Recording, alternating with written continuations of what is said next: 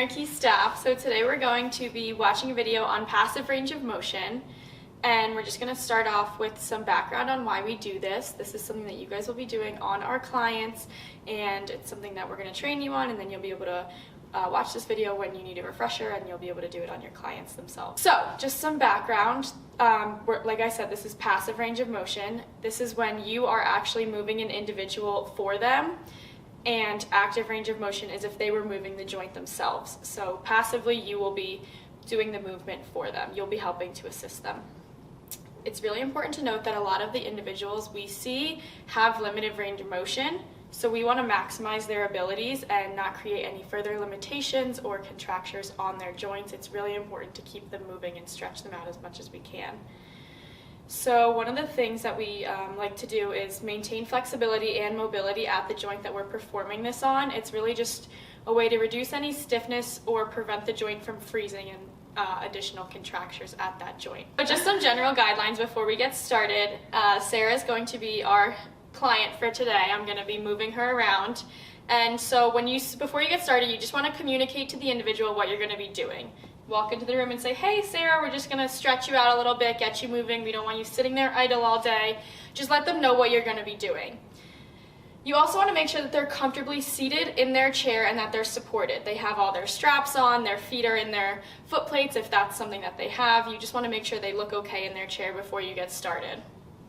The other thing is their muscles move better when they're warm. A lot of times muscles can get stiff when they're cold, so just make sure your client's at a comfortable temperature.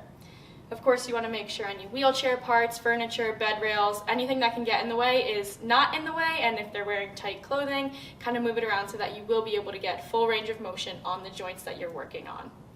You also want to keep in mind that you're only going to be doing the exercise planned as assigned. Any type of over-exercising or overstretching can cause harm to our clients. All right, so the first thing I want to talk about is hand placement. The most important thing to remember is that you're never going to have a hand on the joint that you're moving itself. If we're working on the shoulder, you don't want your hand on the shoulder. You want one hand above the joint and one hand below the joint. So one hand right below the shoulder, and I'll have her other one comfortably on her back. The other thing is you're only going to be moving with one hand. As you can see, my right hand's on her back. It's just going to be there for support. My left hand is going to be the one that's moving the actual joint. So one hand moves the joint while the other hand just supports the joint.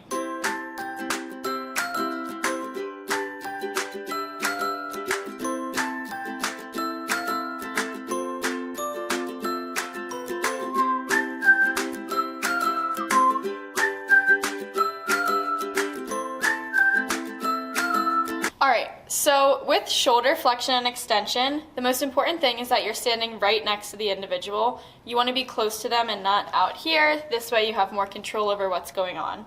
So just like all the other ones, you want one hand to be above the joint, in this case the shoulder, and the other hand that's below the joint, and this is what's actually going to be the hand that's moving. So you just want to be slow with this, raise that arm up, and once you feel like you've hit that point of resistance, you can just hold it there. The actual exercise plans will let you know how long to hold them for. For the purposes of this video, I'll show you a couple seconds, and then we will slowly lower it back down.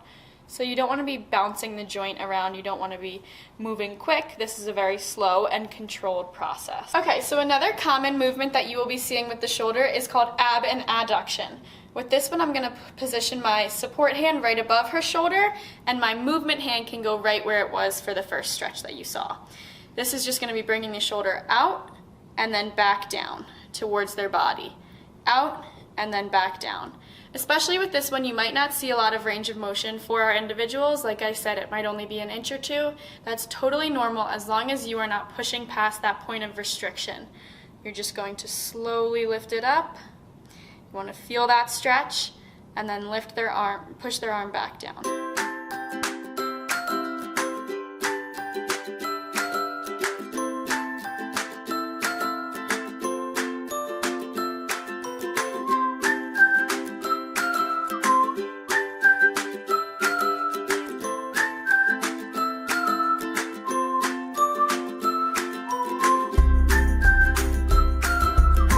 So another common joint that's going to get stretched on a lot of their exercise plans is the elbow joint. This is going to be elbow flexion and extension. It's basically just opening up their elbow and closing it again, if you want to think of it like that. So as far as where the staff will be standing, it's good to be standing right next to the individual. You want to make sure that you're close.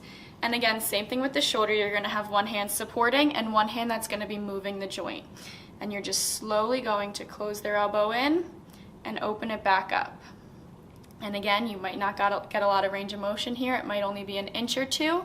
I'm just showing you the full range for the video purposes, but if it's just an inch or two, you don't want to point. So the third joint that you might see on these exercise plans is moving the wrist around. So with this one, like I said, you want to be close to your individual. You really want to make sure that their forearm is supported. And then with the movement hand, that's going to be the one that's placed in their actual hand. And you're just going to bend up and back down. This is wrist flexion and extension.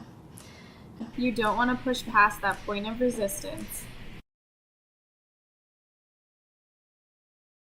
And you don't want to do it if the joint looks like it's in any sort of distress or swollen. And you're just moving the wrist up and back down.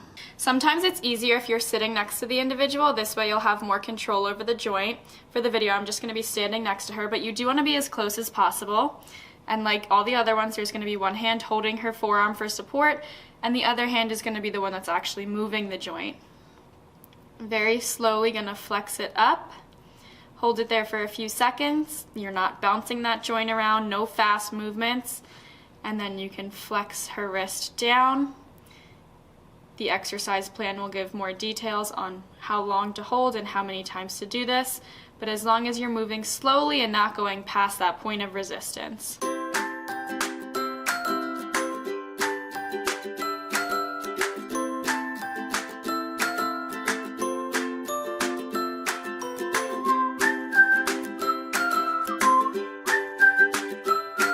The last joints that we're going to go through are your fingers. So with the fingers, again, it's just flexion and extension, basically opening up the hand and closing it again. So you're just going to roll those fingers in and then opening it back up. Depending on what our individual's hands that we're working with look like, you can figure out the best placement for your hands just to get as much motion out of them as possible. So with the hands, the thing that you want to remember is that you don't want to forget about this thumb. We're going to be flexing and extending that thumb as well. And you really want to make sure that you're getting all 5 fingers within our stretches.